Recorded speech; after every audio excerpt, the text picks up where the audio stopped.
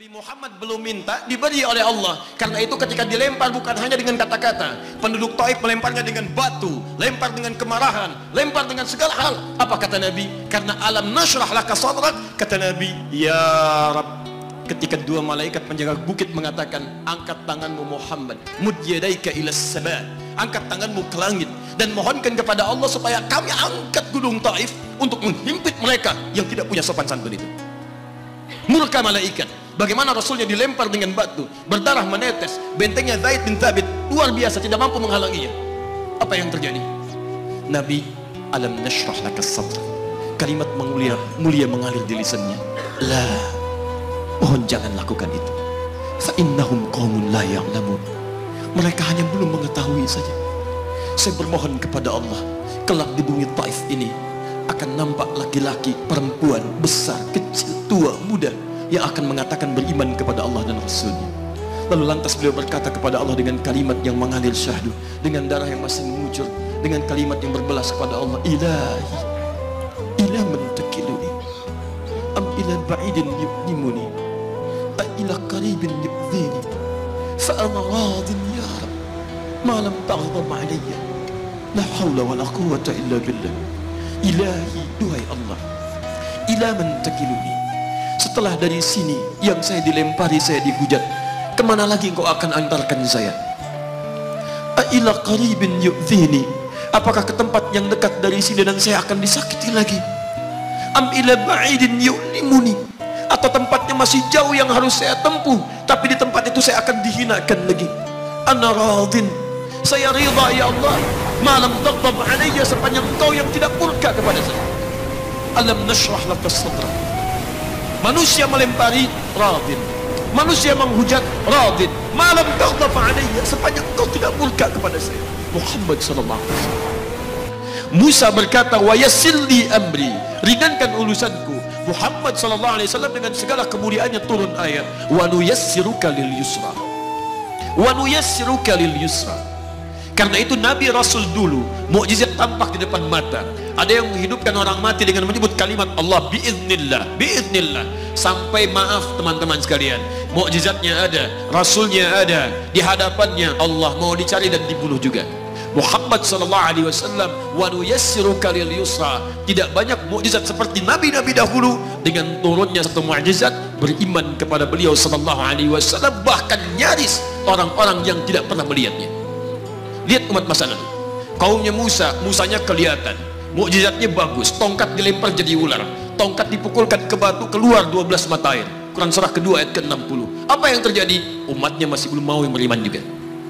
Nabi Isa alaihissalam masih kelihatan, orangnya ada, nabinya ada, mukjizatnya ada, rasulnya ada, libat luar biasa, mukjizatnya luar biasa, istimewa. Tapi apa yang terjadi? Dicari-cari nabinya mau dibunuh, belum beriman juga. Muhammad sallallahu alaihi wasallam spesial. Perhatikan, kalau orangnya kelihatan Anda yakin, Anda beriman, itu wajar.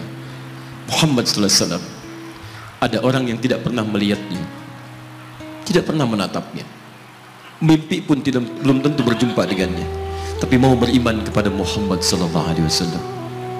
Antum pernah melihat Nabi sallallahu alaihi wasallam? Berjumpa dengan Nabi sallallahu alaihi wasallam? Maka beruntunglah antum, karena orang-orang yang beriman kepada Nabi sallallahu alaihi wasallam tanpa pernah melihatnya, itulah orang disebut oleh Nabi sallallahu alaihi wasallam sangat dirindukan oleh beliau. Satu kali beliau duduk dengan para sahabatnya mengatakan, ana mushtaqun bi ikhwani, saya sekarang sedang merindukan saudara-saudara saya. Kata sahabatnya, alasna ikhwanak ya Rasulullah, bukankah kami saudara-saudaramu?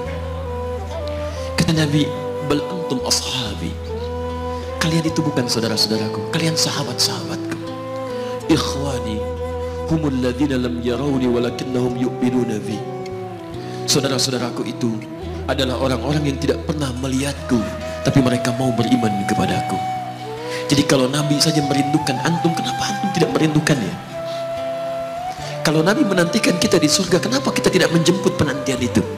Karena itulah Muhammad sallallahu alaihi wasallam akan menjemput umatnya di surga dan tidak melangkahkan kaki ke dalamnya sebelum berkumpul umatnya dibimbing beliau oleh sallallahu alaihi wasallam ke surga. Allahumma salli wa sallim wa barik alaihi. Allahumma salli wa sallim wa barik alaihi. Allahumma salli wa sallim wa barik alaihi.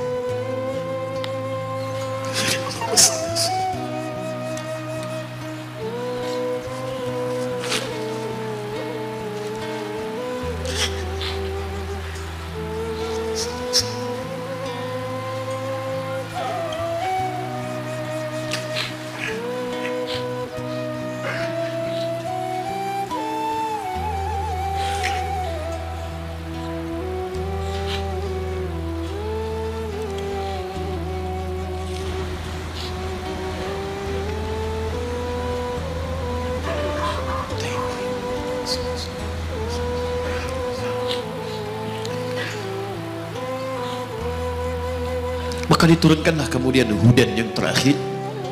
Diharapkan dengan hudan ini mengantarkan semua umat Muhammad SAW yang mau beriman dan mengikutinya ke surga. Karena Rasulnya spesial, umatnya spesial, maka diturunkan di waktu yang spesial dengan petunjuk yang spesial. Quran surah kedua ayat 185. Syahrul Ramadan alladzi unzila fihi al-Quran. Di bulan Ramadan turunnya bulan Ramadan, bulan spesial.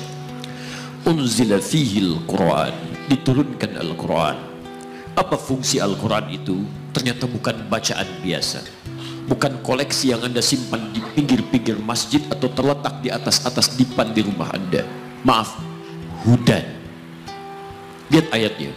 Syahrul Ramadan alladzi unzila fihi al-Quran hudan. Hudan.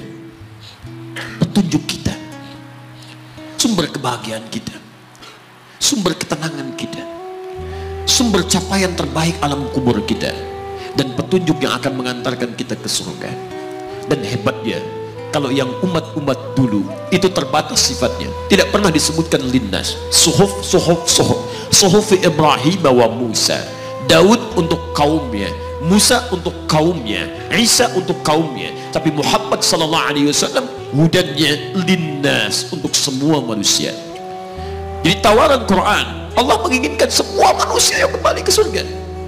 Cuman kadang-kadang sayang, maaf teman-teman sekalian, saya tegaskan kepada Anda, ayat ini tegas memberikan isyarat bahwa hidayah Allah ingin diberikan pada semua manusia.